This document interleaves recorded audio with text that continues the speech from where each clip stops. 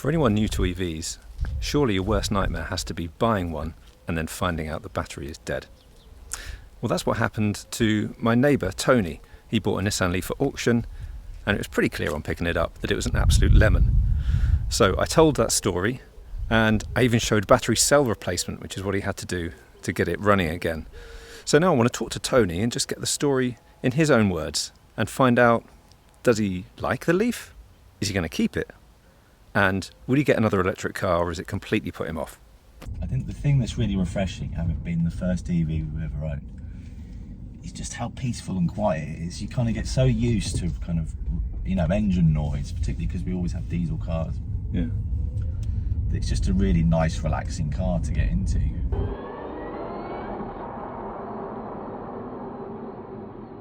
I'm here with Tony. Tony is the person that bought the LEAF that I featured in a previous video, the LEAF that had lots of problems. We first met on a very rainy day in... We did, March I think it was. Okay. Yeah. And Tony's LEAF was on the back of a tow truck? Yeah. That was quite a surreal night actually, wasn't it? It was. Yeah. So this is Tony's first experience with an electric car. It's got to be the worst EV experience, hasn't it, that anyone's ever had? I think so. I mean, I don't know, maybe your viewers might tell us otherwise, but I think for me personally, it was put a very bad taste in my mouth. Yeah. One which I think I've still not quite maybe recovered from. So do you find every time you get in the car, you kind of have anxiety? A little bit, yeah, maybe a bit of PTSD still there, yeah. I don't know, but I think definitely, you know, it's like I'm constantly looking at battery percentages and ranges. Yeah. Tony bought this LEAF from an auction house called BCA. Firstly, why did you choose a LEAF? Sure. So I think I was curious about electric vehicles. I'd been watching a few YouTube videos, knew you were on YouTube and talked about electric vehicles. I was curious about it. We've got a driveway, we've got the setup to be able to charge a car, you know, quite easily. Realised that electric vehicles, the price now had kind of gone to very affordable prices for us. And I think for me, it was a case of I just wanted to kind of try it. And I think my kind of thought process was, well, why don't I look at the kind of best kind of starting point, which seemed to be like a Zoe or a LEAF, and see what you can kind of get for your money. Realise that the Techno range, you know, comes with all the kind of bells and whistles, which is all the kind of things that I quite like having in a used car. Yeah, I kind of thought, well, let's buy one with an assured report, so we've got a bit of confidence in what we're buying, and you know, we'll either kind of, you know, love it or list it, as they say. You know, we'll kind of try it, and if we don't like it, hopefully I've got it at a reasonable price that I could sell it on and not lose much money. Maybe we should replace the Golf that we'd had already now for about probably 4.5, 5 years, I think, with maybe something a little bit newer. And I was thinking, right, okay, yeah, let's maybe look at electric vehicles, because my wife does do a lot of short journeys. But then I've realised kind of the prices on them were quite low, and I thought, oh, okay, maybe they have come down in price, you know, not really realising that I guess the Mark 1 LEAF now is quite an early model electric vehicle, isn't it? Yeah. Not really realising that range and everything on these cars compared to modern EVs is not quite anywhere near what you can get now, because the technology is improving so quickly. I set up a BCA account. I've got my own limited company, so it's quite easy to do that. Buy it as a company asset, essentially. And then just, yeah, started browsing and looking at kind of leads. Realised there was a BCA centre in Paddock Wood, which is, you know, probably 40 miles, I think, from where we live. So I could certainly pick up the car. And just started kind of watching a few, seeing what they were going for, and then decided, yeah, to put in a few kind of proxy bids on cars. And then next thing I know, I've got this notification to say, yeah, you've won one of the vehicles that you were looking at. And I was only looking at the 30 kilowatt because I kind of thought, much to my research now, unfortunately, that I thought the 30 kilowatt would be better in range and be the better option, although I've since discovered the 24 kilowatt is the one that has less problems. Yeah. And yeah, so I started looking at those in the Techno range, and quite a few seemed to come up. I think maybe there was about 3 or 4 that were going through Paddock Wood at the time, and this one, I think I got it for, I won it on a bid for just over 3,700 with the VAT. Okay. Which I thought at the time was the deal of the century. Well, it's not bad though. It's not bad. Yeah. Even with the problems you've had, it's not too bad. Yeah, I agree. Because my 24 kilowatt hour was 5,250. Oh, okay. And it's got a few scratches and dents on it, but you know, we're a family with 2 young kids and we have a dog, and I don't tend to like to be over precious about our cars. We've always driven used cars. I've never owned a new car. So you picked it up from Paddock Wood? Yeah, so I got my wife reluctantly to go and give me a lift, and we had our youngest, Elliot, who at the time was about 18 months old, and we drove down there, and I said, yeah, if you can just drop me off, I'll go and collect the car. And then I imagine it's going to need a charge. I found a charging point, which is a car park in Paddock Wood. We can go there, go and grab a coffee, thinking I could charge up in half an hour, and then we can just drive the car back and everything would be roses. So she dropped me off. I went into BCA, went through the normal kind of procedure, reception, handed in my paperwork, got given the key. Someone brought the car around. I sat in the car, realised that it was literally flashing. There was no miles on the guessometer, I call it. And okay, there was a few kind of lights blinking. There was the tortoise symbol. There was something else, exclamation mark. I just presumed this car's been sat idle. It's not been charged. Probably BCA have so many cars, hundreds of cars going through probably every week, that, you know, they don't have the capability to charge these things. So I just kind of presumed, well, I need to just get it out of here, get it to the charging station, and all will be well. What I realise now is probably I should have really looked into it and probably even plugged it into one of these little bad boys to look at the state of health of the battery and if there was any kind of warning issues, because then I probably wouldn't have driven it out off the forecourt, and I probably could have refused the car there and then. But from what I've learned is once you kind of drive these cars off premises, pretty much it's then your legal entity, your responsibility. Got there was a car parked next to us. I was like, no problem, parked next to them, got both charging cables with the car, checked that out, got the shadow mode cable, got the 3-pin granny charger. But I didn't realise that with a lot of these chargers, until he'd finished charging, I wouldn't be able to charge my car. Right.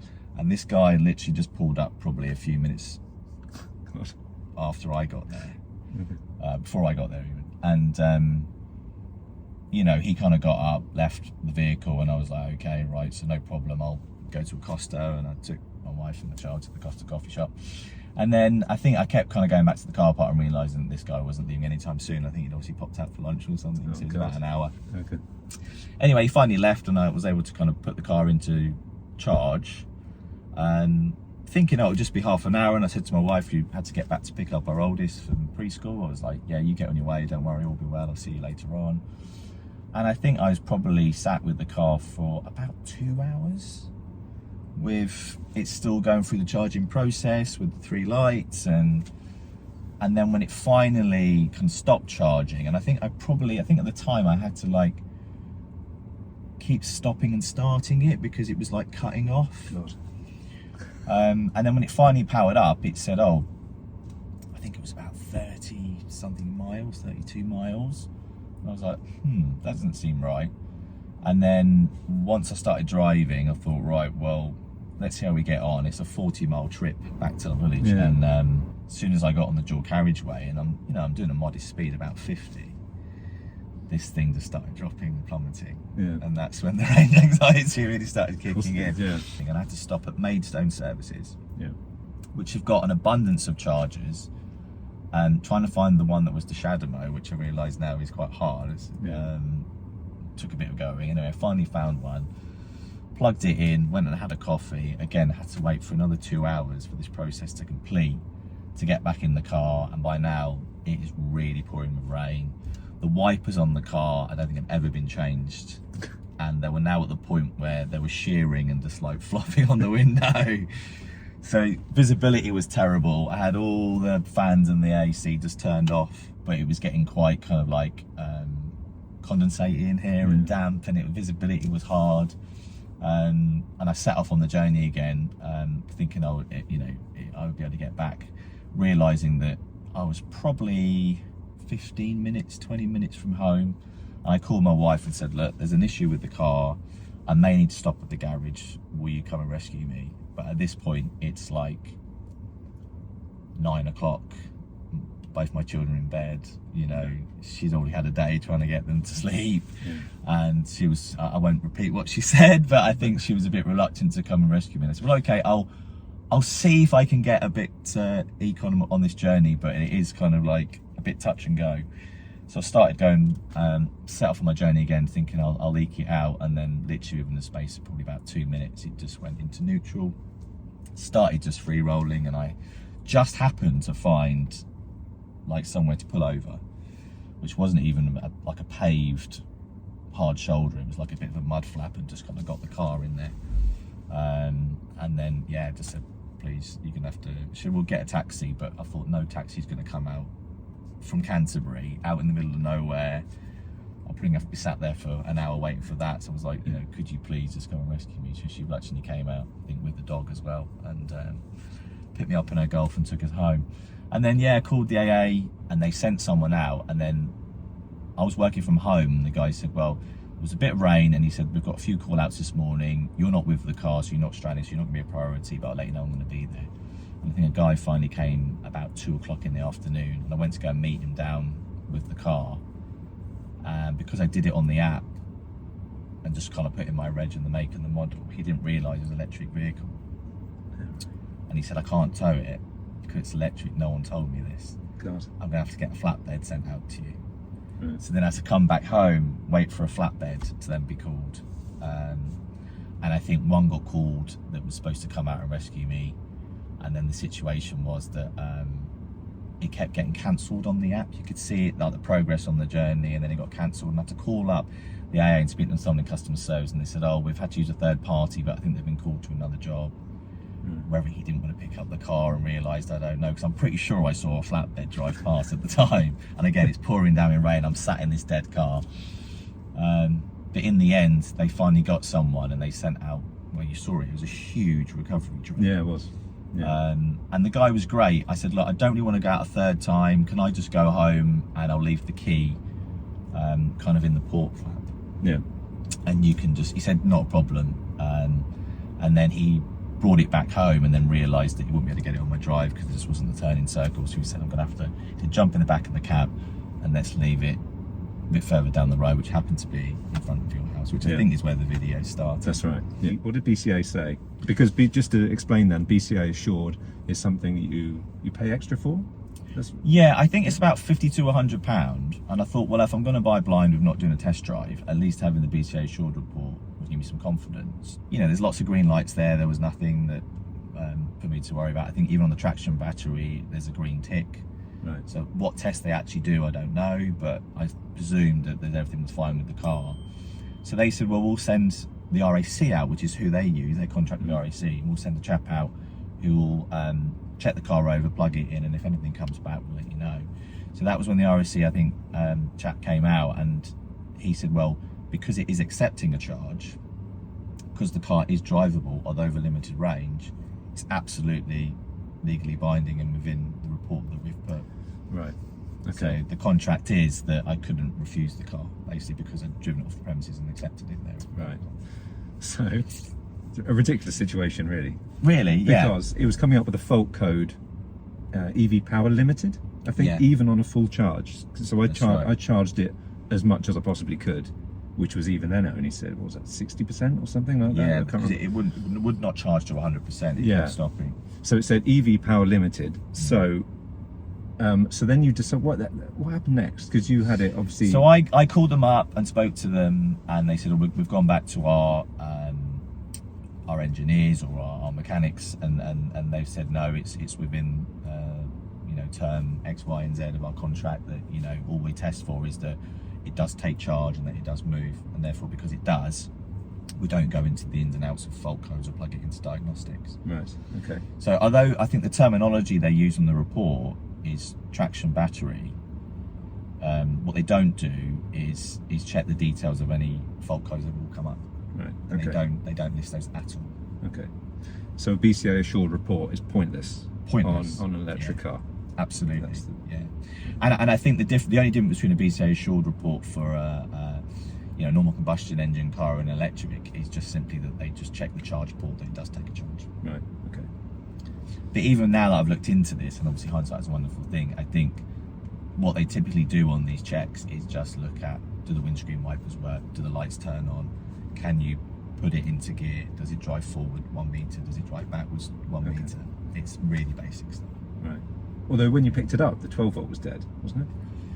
Or was it okay? The lights would work, but I think it was if you left it running with the 12 volt on, it would drain in no time. I mean, I literally, further down the line, I took that battery out and tested it because I've got one in my garage, and it just was not holding charge. Right. It would charge up, but it would quickly deplete. Yeah. Okay. Yeah, it was the original 12 volt battery, I think. So that was probably the start of a lot of problems. Yeah. So it was a lemon. Totally. Yeah. The steering feels very kind of reassuringly stable. You know, it's not loose or anything. My Range Rover, although it's probably like a 15-year-old car, it's a very loose. It's almost like driving a boat, really, like a barge. Yeah. Whereas this, you feel quite, sure-footed. Yeah. It's got good low gravity, I guess, because of the battery and everything else and the design of it. And the battery's heavy. My God. So what happened next? Because we obviously chatted back and forth about this, you decided to do a battery cell replacement because you couldn't give it back to BCA because they wouldn't accept it. Yeah, I was annoyed at BCA. I did make a complaint, but they sent me just lots of legal things about the T's and C's. I understand that probably, when I looked into it and read forums, that essentially, as soon as I drove that car off their forecourt, essentially it's my responsibility, not theirs. So I thought, okay, I need to get this car fixed. I've got a great mechanic who I've used since I moved to Canterbury about 5 years ago. And I called him up and said, would we be able to take a look at this car? And he said, oh, I don't deal with EVs. So I was like, right, I need an EV specialist. And you probably know yourself, Andrew, like I kind of went on Google and had a look. There's not a lot of pure EV mechanics that are out there unless you go to a main dealer that deals with it. So managed to find one in Herne Bay, and the reviews on Google seemed really good. Chap called Dean run it, called him up, mentioned the issue, and he said, yeah, not a problem, we can look at that for you. And I said, well, have you done a repair like this before? And he said, yeah, I've done it, not necessarily on that particular model, but we've done cell replacement, something we can do. And I was like, great, I feel like I'm in safe hands here. Just got to get the car to him, basically. So I then knew that I had to start reading all the codes and things, so I got myself one of these OBD tools that you've got. Yeah. Got LEAF Spy, and realised that I could get into diagnostics of the car. I could kind of reset things, which meant that it would drive without going into tortoise mode. Okay. And I thought, right, what I'll do is I'll get it booked in with Dean on a day it's convenient, and I'll run it down to him. So yeah, had it booked in, got in the car to set off. The car had been sat on my drive for about 5 days while I was waiting for this day to arrive. And then stupidly, because this has got a foot brake, I got in the car and just like autopilot was like, oh my God, what's happening? Like it was kind of like dragging its wheels along my driveway, not gravel driveway. So I was like, this is strange. And stupidly, I should have realised that because there's so many lights on the dash anyway, I didn't see the fact that there's the kind of handbrake light on here. So I called my AA out again and said, I'm just trying to get this car to a garage. I think the brakes must have seized or something, thinking this is just another problem that's going to have to get fixed. And even he was kind of scratching his head, and I think he went on his tablet and was kind of like trying to find all the kind of book really for this model car and how everything kind of operates. And he said, oh, we may have to try and release something in the back that will be for your handbrake. He goes, your handbrake's probably seized from the sounds of it. Not a problem, we'll work it out. And he's going through the handbook and he's trying to pull this out and he's lifting the seats up and he's going to, and then he's kind of he lifts up the boot mat in the back and then he says, oh, you've got quite a bit of water in your boot. And I was, oh, have I? And then I realised, because like the kind of carpet is probably a good 10 mil, not 15 mil thick, that water was obviously getting into the boot somehow, and there was like kind of a bit of a pool of water sat in the bottom of the boot. So we realised that, and then suddenly I just had this light bulb moment, when you're just trying to get a car that's kind of been an absolute ball ache to deal with for the last few weeks to a mechanic, and I was like, did I maybe put the foot brake on? And I drive automatic cars, I normally just leave them in park, but I think I'd left the car and I'd obviously just put the handbrake on for some odd reason. So I got back in it and then cranked it like this, and I'm like, I'm really sorry. I was like, I think I may have left the handbrake on. And he went, Okay, well, at least we know what it is. So it was one of those kind of like bit of an embarrassing moment, but I think he was quite relieved that it wasn't anything serious, and we kind of put the seats back together, and we laughed about it, and he went on his way, and I called up Dean and said, sorry, I'm running a bit late, this is what happened. He laughed as well, and I got the car to him. If it's any consolation, I did exactly that when I got, did you? When I got the Leaf, because we had a Leaf ages ago, first electric car we bought, and I completely forgot.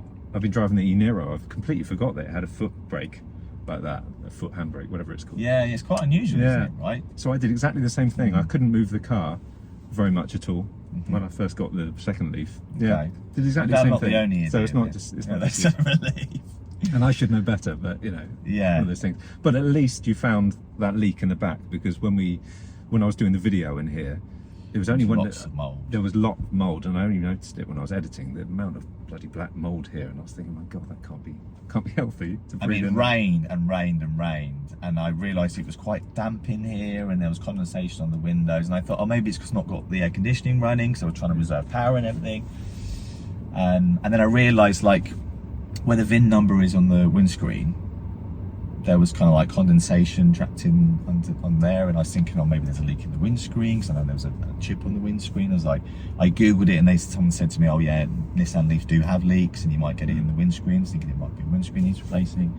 So in a way, I was relieved, because I could work out that, okay, it was water getting into the boot, which I wasn't aware of at that point. It was obviously just making it quite damp in here, and because probably what had been sat probably idle. Who knows, probably at, We Buy Any Car or on a car dealer's forecourt, thinking, how the hell are we going to shift this car? I think it just, it got a bit mouldy in here, and it was all black, wasn't it, all along here. And awful, luckily it cleaned up really well with Fairy Liquid, some sponges and some hot water, and a good few runs at it, a bit of elderberry grease, it was fine. But when I spoke to Dean, I said, I think there's it looked like there was some condensation in the rear light, the brake light, and because I think the car, it did come up on the report about obviously the dents and the scratches and all the things you expect when you buy from BCA. They said, oh, there'd been a repair on the back, so I presumed what had happened was they'd fitted the brake light back in and not put it in properly. And Dean said when he looked at it, there was a grommet that was missing or misaligned, and it was probably just trickling in there over a period of time. You got it over to the EV workshop? Got it over to Dean. They did the battery cell replacement? Well, Dean, when he looked into it, he said, fine, I've spoke to my contacts in the HEVRA network, which seemed like a fantastic community. I've learned a lot from Dean in this story, but he said, I've managed to find a cell for your Nissan LEAF, so we can get that replaced, and it should be here within a few days' time. And then once we've done that, we'll take your battery out, we'll test all the cells. We can see from the diagnostics that you're right. It was confirmed when we looked at it that there was a dodgy cell, and we can get that one replaced over. Now, Dean was looking at the year of this car being in 2015, and presumed, and I probably should have told him this, that it was a 24 kilowatt, and he ordered a 24 kilowatt part, I think, from someone in the community. So when he then realised, and the battery came out, and then he realised it was 30 kilowatt, he kind of apologised and said, look, I'm going to have to keep that in stock for maybe another Nissan LEAF that I'm sure will come along at some point. I'm going to have to try and source you another 30 kilowatt. And I think that took a few days again to speaking to people in the community to find one.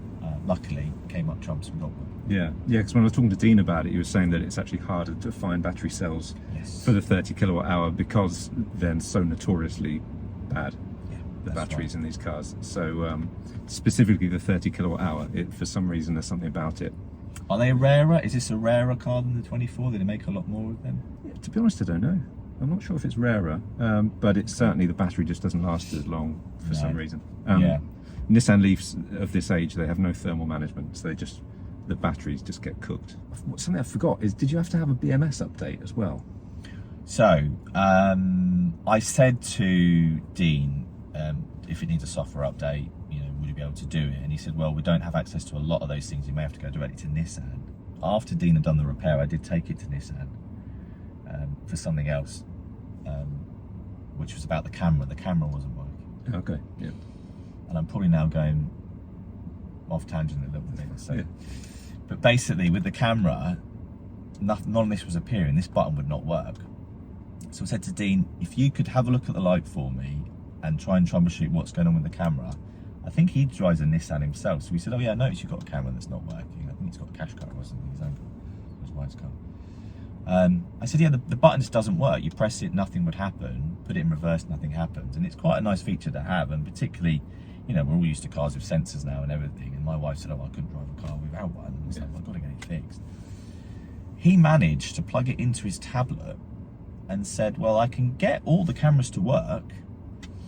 It must be a software issue. He said, but, you know, I don't have access to all the things Nissan do. I can only go so far.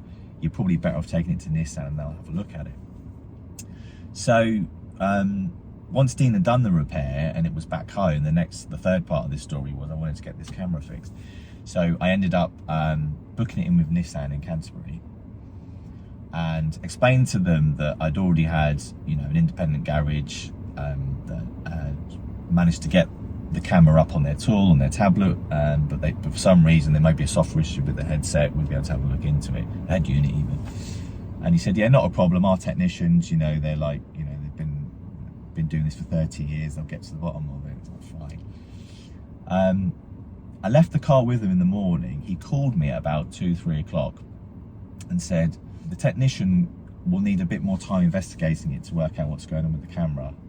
So he goes, you may need the car, so if you want to come and collect it, please do. I'll just charge you for an hour's labour today for the investigation, but you'll need to bring it back for probably about 4 hours. And they charge, I think that, it's about £125 an hour. Bloody hell.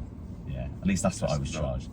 But I think they replaced a battery in the key fob as well. But I mean, these things are pounds on Amazon, you know, right? They couldn't get to the bottom of it and they just left me with no confidence. I was like, well, I'm not going to take the car back to you for another 4 hours of guesswork if your master technician of 30 years can't get to the bottom of it. So do you know what I did? I went on Facebook and I joined several LEAF Facebook groups. And there's a lot out there, actually. There's a whole community out there. And I'm just like flabbergasted, really. And I think I joined about 2, maybe 3. I think one's like a national, like a global one. So there's lots of people in America and things, but you know, they're all the same cars. They're all coming from, you know, the same factories. And there's one in the UK. And I think one of these groups, someone just messaged me and said, oh yeah, all you need to do is if you press like power and map and press this 3 times and 4 times, you get into a back office thing. He's like, have a look and see what camera mode it's in. Anyway, I did exactly as he said. And literally it flashed up on my phone. I went onto my driveway, did this thing to get in the back office, and it was in reverse camera as opposed to 360 camera.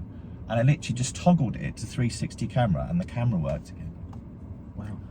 And I was like, A, that's a result, but why could a master technician of 30 years who works for Nissan not be able to work that out without guesswork? It's just, so I actually made a complaint. Okay. Which fell on deaf ears, funnily enough. And they said, well, at the time, you know, it would have needed more investigation. You know, we probably would have got to the bottom of it, but, you know. Well, that just shows you, doesn't it? Just shows you. The community came to the rescue and Nissan were useless. Yeah. And they told me that, because I had a problem when I got the car, where it was saying iKey system fault. Yeah. Which I thought it could be something to do with the modules inside. And at that point I was thinking, I don't know what's really wrong with this car. It's going to take a bit of time to investigate. Or it could just be a simple battery. And I think what I did, I replaced the cell battery in here. Because you can actually put in a higher capacity battery in these things. Okay. I think it takes like a 2032 or something battery. But people say on the forums that you can wedge one in a slightly high capacity, and it will still work and actually last a lot longer. Right, okay. So I think I bought one of those and it still hadn't worked. But I think the battery I bought it on Amazon. I think it was just a dodgy battery. Okay.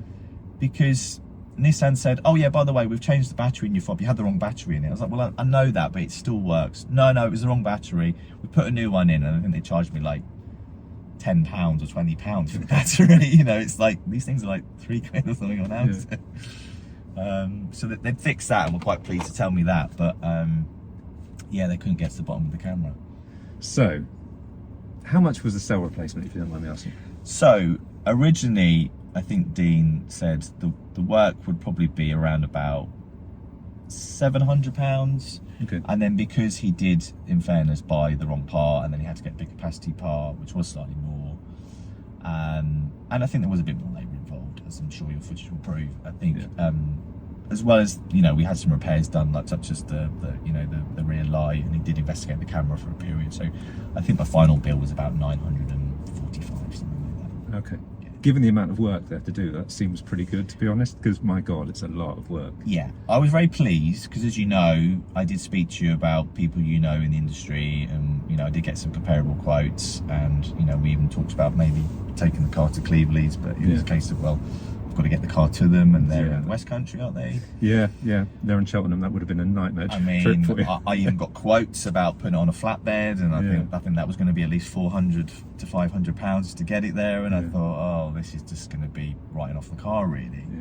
So yeah, to find someone locally that had the determination and the knowledge, and more importantly, just, you know, he was just consistent. He said, oh yeah, we'll get to the bottom of it, don't worry. And I just had every trust in him that he would get it fixed. Oh, they were brilliant. It was so good. I can't recommend them enough. Just to circle back a bit and just say that this HEVRA network is a network of EV technicians all across the UK. EV Workshop in Herne Bay, where Tony took this, they're part of the HEVRA network. Cleveland, I actually went, I don't know whether I told you, I went to school with Matt Cleveland. Oh yeah. So so I know him very well, and they're in Cheltenham, and in fact I think they supplied one of the batteries. I'm not sure whether they supplied the 24 or the 30 cells. For a donor car. Yeah. Right. Okay. So anyway, the HEVRA network are fantastic. If anyone in this network, any of the garages, if they've got a problem, they go onto a WhatsApp group and they get schematics and all the rest of it, and they have so much support from this network. So Dean couldn't recommend them enough. He was saying, my God, we don't know what we would do without HEVRA. So they're amazing. And he did say to me, he said, I wouldn't be able to do my job had it not been for the HEVRA network. And I could see it's just this, I mean, not just, you know, his community with HEVRA, but just this whole Facebook community that I've also entered into. It was like the power of the people came to my rescue in the end. It was great, including yourself. So yeah, I was very grateful for everyone kind of pulling together. And it just seems like a great thing. I didn't even know this HEVRA network, what it was, till Dean kind of mentioned it. No, it's so good. It feels like a very close, tight knit. Definitely, that's right. And I guess it's going to get bigger and bigger as, you know, more EVs are coming on the road and things. And it's the power of knowledge shared is massive, isn't it? It's great. Definitely. So everything's fixed. The car drives nicely. It drives like a dream now. I think I said to you earlier when before we went out that it's actually a joy to drive. It's really quiet. It's really peaceful to be in. Everything now works exactly as it should. It's comfortable. It's a nice spec car. You know, you've got your leather seats. Air conditioning's great. We've got it on right now. It's a very hot day. And yeah, it's just a really, really pleasant car. And the range now I'm getting is 82 miles on 100% charge. So it's definitely usable. Whereas before it just was not usable. No. And your wife likes it? My wife does like it. She uses it weekly at the moment to go to Pilates, really. Occasionally takes it to go and do the food shop. But just because we've got car seats in our Golf, which is our main kind of family car at the moment, having to get them out and put them in here, and the car's just been cleaned and it's been valeted. I've almost been a bit precious about it. So I've kind of been using it myself to, like, when I go to the barbers, or if I need to pop into town, I jump in the Leaf. It's almost become like the third luxury car in our house at the moment. She does really like it, but we've both still got this thing, and I don't know, maybe if it's just because it started on a bit of a bad start, but we've got this thing where we kind of like, well, if we need to go out with the family and we've got to go further afield, we like going to Leeds Castle and going to beach days and things like that, particularly down the summers here. You know, the air conditioning running and everything, we're like, we may have to think about the range, and isn't going to be enough. Oh, we'll just take the Golf. So we've kind of fallen into this trap now of kind of like not really wanting to go through any more stress. So we'll just take the convenient option and take the trusty TDI out instead. No, it's a shame. It's a shame, but it's understandable given the stress you've had. Early on. I mean, that's really the worst exposure to an EV. Although what's great is that you had that, you got through it, and now you've fixed up the car nicely. Absolutely. And actually it made me realise that I completely bought this blind, and it was a bit of an impulse buy, and actually having done a lot more research and had to really through default kind of join community groups and find the HEVRA mechanics, and you know, have been on board and understand more about these cars and how they operate, I'm a lot more educated. So I don't think it's put me off ever having an electric vehicle at all. If anything, just made me realise that, you know, do your research before spending any of your hard-earned cash, basically. Yeah. And also, I suppose it's good to know that everything is fixable. Absolutely, yeah. With the right people, it is. Because a lot of people, a lot of comments I get on videos say, oh, an EV battery only lasts 5 years and then you've got to take it to landfill and all this sort of stuff, when that just isn't the case. You know, these things are fixable. That's right, yeah. I generally thought this may have to have a whole new battery, which, you know, the cost of something like that, we're talking 5,000–6,000 if you want to go for a high spec battery, probably more, I imagine, and it just would have completely written off the actual cost of owning the vehicle to start with. So it would have been a very, very expensive buy indeed. So to be able to get it fixed from, you know, people that know what they're doing and experts at a reasonable cost was a real blessing, really. Yeah, it was fantastic. But you are going to sell it. We've thought long and hard, and I think for our family needs, we would want something that's probably got a bit more range, and yeah, just to get rid of that range anxiety. I think we will probably move it on to someone I'm sure is going to get a fantastic car. Yeah, because all the work's been done. We've got all the paperwork with it. I've got a full story about everything to do with the car and how they all work and operate now. So I think someone's going to get a very nice car. Yeah, they will. Yeah. I'll be sad to see it go, but I feel more attached to this car than any of my cars, only because I've been more invested in it than any of my other cars. Well, that's true. Yeah. But yeah, I think probably we will have a think about what our next vehicle needs to look like. And I'm more tempted now, because of your expertise and the friendship that we've now created, probably look at, you know, a Kia Niro or something like that that's got, you know, 300-mile range. Yeah, something like that would be very, very usable for us. And that's the thing. So I mean, if you were going to replace the Golf, you know, you'd probably keep the Range Rover, wouldn't you? But I think so. That's like the car I kind of always wanted from my childhood. And you know, it's I take the dog out in it, you know, I do the school run in it and then walk the dog afterwards, and because I work from home, it's just nice to go out in a Range Rover, and it's got all the toys on it. I've got heated seats, vented seats. Yeah, it's just a very comfortable car to be in. It's just not necessarily the kind of car that you would want to use every day for daily use, because it is a bit of a gas guzzler. Well, yeah, of course. 22 miles to the gallon, yeah. So yeah, so if you were to replace the Golf, yeah, you're right, an E-Niro is... I need something that's a better middle ground, I think. Yeah, that's right. Because there is, I mean, you just don't get range anxiety really in the Niro. You've got to go on a very, very long journey, hours and hours of driving before you have to charge it, and it's just no, it's wonderful. Or even a hybrid. I've got friends that have had hybrids and electric, and they've said probably in the long term hybrid is the way, because at least that way you always know that, you know, you can use your electric for the shorter journeys, which would be great and cost effective, because I think we do a lot of journeys like that, but we also do a lot of journeys where we travel out and we go further afield, so our kind of hybrid is a good middle ground, I think. Yeah, I think an E-Niro would be better, to be honest. Of course, anyway. I knew you were going to say that. And we'll see what the comments say on this video. Don't get a hybrid, the worst of both worlds and all the rest of it. But that's right. I think once you have a car like a Niro, and really, you know, you would be using Range Rover perhaps for long journeys anyway, and but if you did go further afield, you just find that the Niro it's fine for, you know, long journeys, charge overnight and then come back, and you know, I mean, we hardly have a rapid charge, and you know, it's just such a good car, and so you don't really need the hybrid necessarily with a car like that. We found anyway. Yeah, but exactly. Everyone's different. It's funny, I was talking to a friend of mine who he's got an electric BMW, and I said, so when you do a long journey and you do fast charge it at motorway services or whatever, I said, do you and the kids then, you know, go in the motorway services and get a coffee and have lunch? I said, so actually the money you're saving on fuel, do you end up spending that on all these extras that you're having to buy? And he said, yeah, pretty much, so you're right. It can get expensive, yeah. The trick is to try and time it, so you'd be going for lunch anyway or something. Oh, okay, you know. Of course, yeah. Otherwise, yeah, it gets expensive.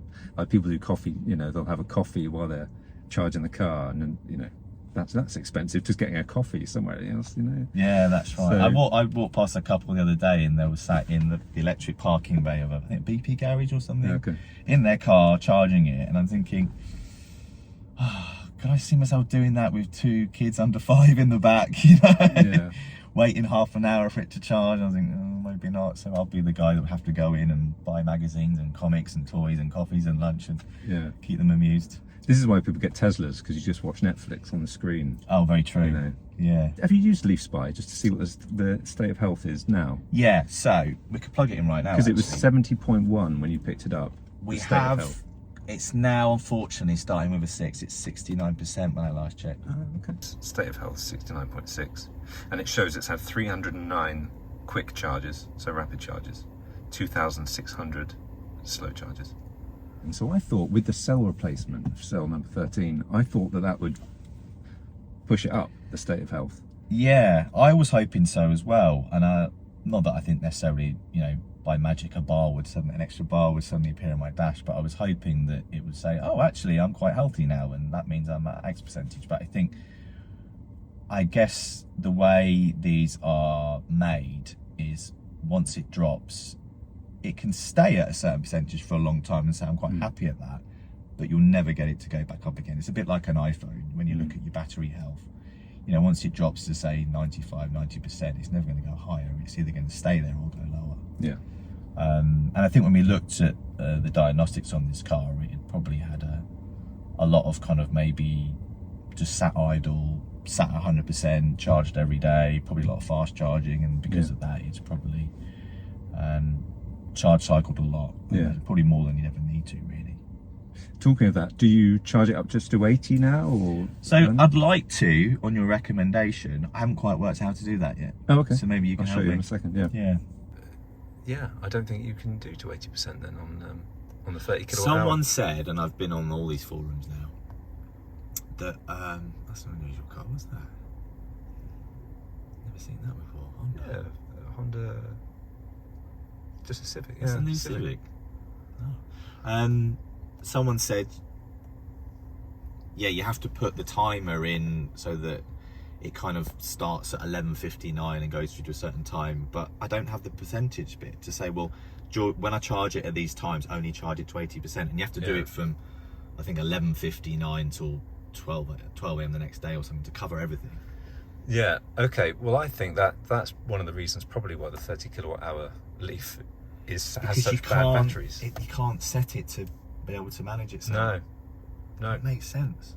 Why would they remove that? Because that does make so much sense. That preserves the life of a battery. You know? I really tried my hardest because the last thing I wanted was this to then degrade any more. Yeah. When you said, and I googled the hell out of it, I couldn't find any answers. Weird.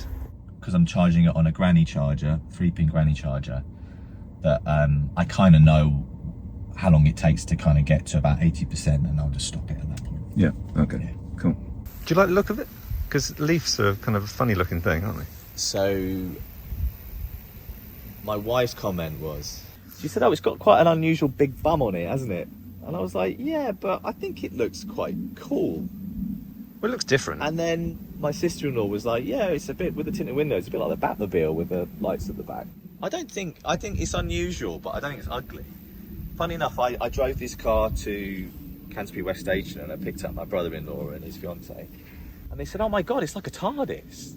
Yeah, it is, yeah. Because it looks smaller than it is, and you get in it and you go, oh wow, actually it's quite roomy. And it is, I think, as big as our Golf, our Mark 6 Golf.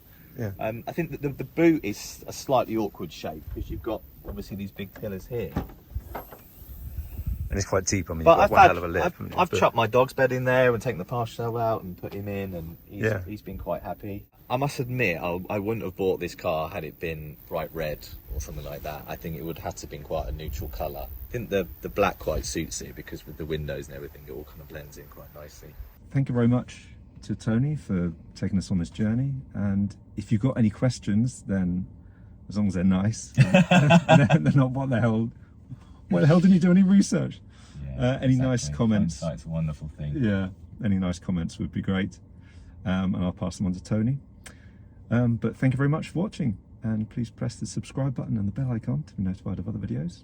And hopefully we'll meet up with Tony again when he's got a brand new, I don't know, whatever car. You tell me. 5. Yeah, I'd love one of those. The EV9. EV9s are potential Range Rover replacement one day? I know. If I got a spare, what was it, 70, 80,000? Yeah, Probably a little bit out of my price range currently, but yeah, that would be nice. You had one, didn't you? Yeah. And it was something to behold. I mean, that car is probably, for us anyway, certainly with camera trips and everything, would be absolutely perfect. Yeah, that would be a dream. It would be a dream. But yeah, I think we'll go for something modest again, but something that, yeah, I think I've definitely been bit a little bit by the electric bug now, and I think I don't think this is going to be the last electric vehicle we're going to own, put it that way. So you'll be sad to see it go, then, maybe? I'm kind of got a love-hate relationship with it. I'm kind of attached to it, and you know, I talk about it with disdain sometimes, and remember like this, you know, the kind of trouble it's given me, and then other times I go, oh, this is actually really nice to drive, and I think I've kind of got this. I think I'll be sad to see it go, but only because I've been so invested with it.